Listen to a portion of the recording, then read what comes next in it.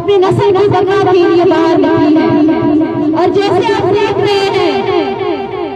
देख रहे हैं कि माओ को, बेबस माओ को जिनको सालों से उनके बेटे छीन कर उनको कर ताज़ियत का शिकार बनाया गया है, आज भी रियासत उनको खौफ समा करने के लिए उनके सर के ऊपर उनके सीनों के ऊपर अपने बंदूकें तान कर खड़े हैं।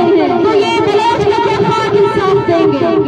आज जब ये माएँ निकली हैं पुरअमन रैली निकालने के लिए, तो यही रियासती एहलकार उनको खौफ समा करने के लिए नित नए तरीकों से उन्हें खौफ समा करते और उन्हें खामोश कराने की कोशिश करते हैं। लेकिन वो ये भूल चुके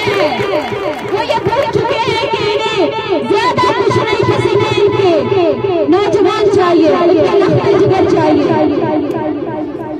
इसी तरह आज हमारे साथ कई अहलखाना बलोच नाफरात के मौजूद है जो हमेशा की तरह अपने नौजवानों की बाज़ियाबी के लिए जद्दोजहद करते हुए आप सबके सामने आपको नजर आते हैं।